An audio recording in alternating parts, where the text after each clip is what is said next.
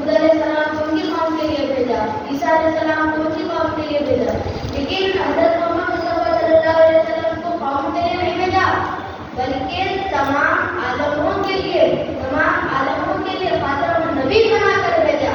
اگر اللہ تعالیٰ آپ کو اس دنیا میں نہیں بھیجتا تو یہ کائنات ہی نہیں ہوتی، یہ دنیا ہی نہیں ہوتی اور یہ خدائی بھی نہ ہوتی۔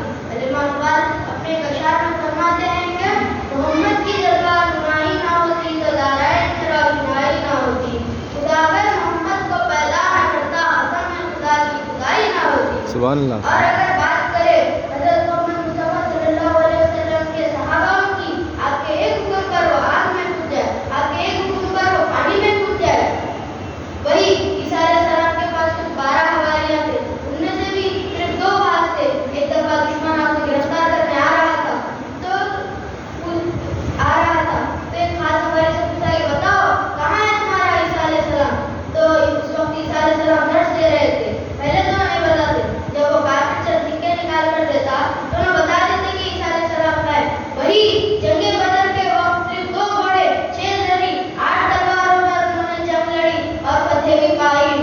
اور صحابہ حضرت محمد مصطفیٰ صلی اللہ علیہ وسلم کی تلوار اور طاقت پر یقین نہیں کرتے تھے بلکہ اللہ اور اس کے رسول پر ایمان لاتے ہوئے انہوں نے جنگ لڑی اور فتح بھی پائی۔ حافظ جلال صاحب جنگ بدر کے واقعے کو اپنے اشعار میں لکھتے ہیں کہ سبے باندھے کھڑے تھے سامنے ایمان والے بھی، خدا والے، محمد والے اور قرآن والے بھی۔ نمائش تھی نہ شوکت تھی، نہ گھوڑے تھے نہ جوڑے تھے، نہ تلوی تھی نہ ترا تھا، کمندے تھے نہ گھوڑے تھے۔ نماز عید کے سجدے تڑپتے تھے جبینوں میں، چٹانوں کی طرح مضبوط رکھتے تھے دل کو سینوں میں۔ اگرچہ عرش پیما ہمت مردانہ تھی ان کی، فقیرانہ تھا مثل خدائے درویشانہ تھی ان کی۔ تھے جن کے پاس 2 گھوڑے، 6 زری، 8 شمشیریں، پلٹنے آئے تھے وہ لوگ دنیا بھر کی تقدیریں۔ نہ تیغ و تیر پر تکیا، نہ خنجر پر نہ بھالے پر، بھروسہ تھا تو ایک کالی سی کملی والے پر۔ تو وہ لوگ کالی سی کملی والے پر یقین کرتے تھے۔ اس کالی سی کملی والے نے آج کے حال کو بھی فرمایا، کہا کہ میری امت میں اندھیرے کا زمانہ ہوگا، آپ روئے اپنی امت کے لیے اعتراض، کہا کہ سارا جگ فتنہ دجال کا پھیرا ہوگا۔ اسی واقعے کو رسول اللہ صلی اللہ علیہ وسلم فرماتے ہیں کہ رسول اللہ صلی اللہ علیہ وسلم اپنی امت کے لیے دکھ محسوس کرنا اور اس کا جواب اللہ سے۔ آج کے حال کو فرمایا رسول اللہ نے، میری امت پہ اندھیرے کا زمانہ ہوگا، آپ روتے رہے اعتراض غم امت میں، سارا جگ فتنہ دجال کا پھیرا ہوگا۔ چھوڑ قرآن کو امت جب پریشان ہوگی، ہوگا کثرت پہ بھروسہ گم و ایمان کا، خاشاخ سے اٹھتے رہیں گے جہاں میں تارے، یا الہی مجھے دکھ ہے تو میری امت کا۔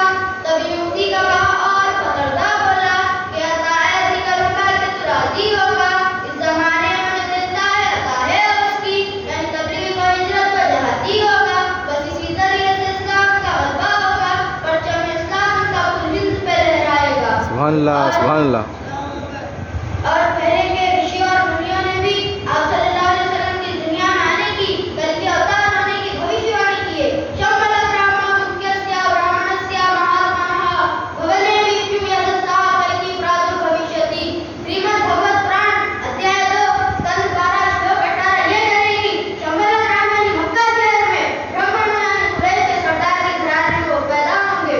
वो अब्दुल्ला के बेटे कल के अवतार भविष्य में आएंगे।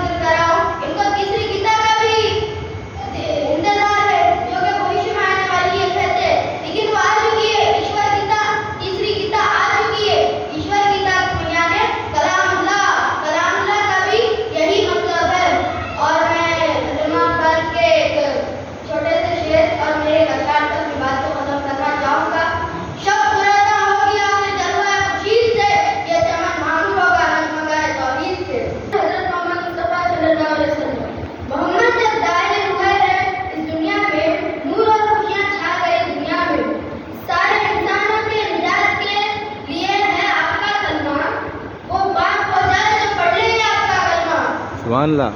آپ کی شان کو دیکھو، کر دیا سارا رب مسلمان. چلو آج ہم بھی ہو جائے سچے اور پکے مسلمان. آپ نے بتائی اللہ کی تعریف اور اللہ کی شان، صدیق بنا کر رسول نے بتائی ہم کو محمد کی شان. سبحان اللہ سبحان اللہ. عشق رسول میں ڈوب کر صدیق نے لکھا درود شان. بس اسی سے ہی ہو گئی دنیا میں صدیق کی پہچان.